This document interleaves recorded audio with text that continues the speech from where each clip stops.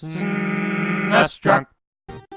A few years ago, I made a video going over some Super Nintendo games that skipped over North America and NTSC regions and only left Japan to be released in PAL regions, and by that, I'm mostly referring to Europe and Australia. That video failed to cover every game though, and there's one company in particular that, for the Super Nintendo, they only developed and published PAL region games, Infogrames, who are now known as Atari SA. And interestingly, each one of these 8 games are licensed and based on a comic or television show.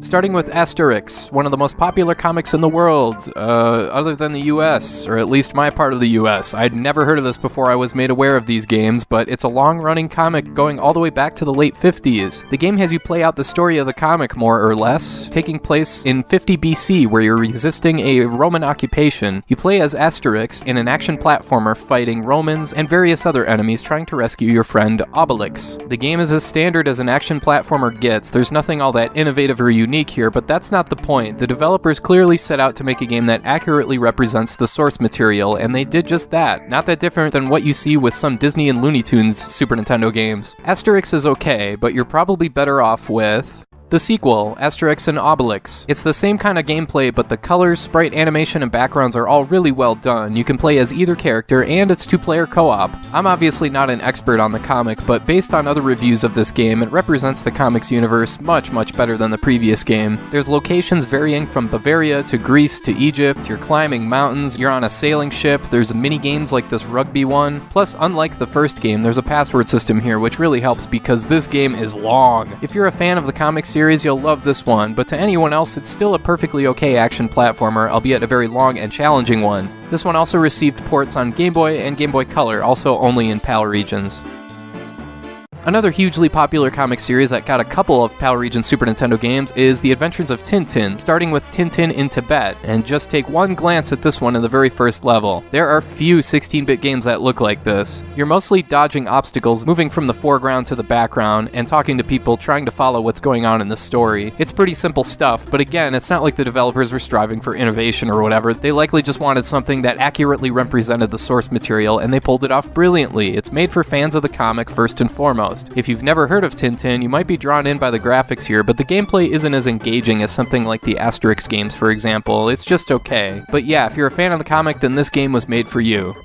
The same can be said for its follow-up, Adventures of Tintin Prisoners of the Sun. This is very similar to the previous game, just with a different story to follow. The gameplay is the same sort of deal where you just dodge everything and rarely attack, so it's like the game is one long passive run. That may be fun for some people, and it lends itself well to speedruns, but neither of these games are for everyone. But again, if you're a fan of the comic, there's a good chance you'll enjoy both Super Nintendo Tintin games. Also, each game got ports on Game Boy and Game Boy Color, with Tintin in Tibet getting ports on Mega Drive and Game Gear.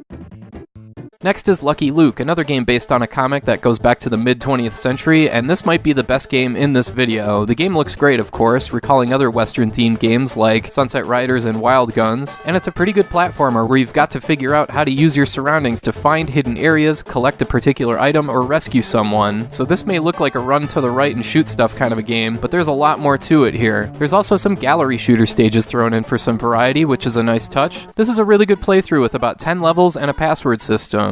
I should also mention that Lucky Luke received games in North America for PlayStation and Game Boy Color. I can only speak for the latter in saying that that's also a pretty good game. Just about everyone has heard of the Smurfs, and they received 2 games for the Super Nintendo in PAL regions. The first game is just titled The Smurfs. It's a ho-hum platformer that's hit or miss. It's kinda slow, some sections are interesting, but the first level here, why are other Smurfs attacking me? Then you get to this tree level where you're getting hit with stuff coming off screen, so frustrating, and the jumping here is just, ugh. But the game looks good, and it's a perfectly okay Smurfs game. There's 15 levels in a password system, and a pretty cool final boss battle against Gargamel, so it's not a bad game. I mean, if you have a small child that loves the Smurfs, this game would be okay, but otherwise I'd say no thanks. There's also a stripped-down version released for Game Boy in North America, and that one's pretty blah too. There's also the Smurfs Travel the World, or Smurfs 2, and again this one is hit or miss. This game is much faster paced with 20 gigantic levels to explore and a password system, and it sounds like it uses the same sounds from the game Young Merlin for what it's worth. The problem with this one is that the controls feel too loose. If you die, it's not usually from an enemy, but from a missed jump. And also your kick move when you press A isn't really an attack, it's just there to move stuff around. And the sprite animation is also kinda limited, a little surprising considering how good all the other games on this video look. I would pass on this one. If you really want a Smurfs game, go with the first game, unless you're huge fans of the comic or the series, then you'll probably like both games.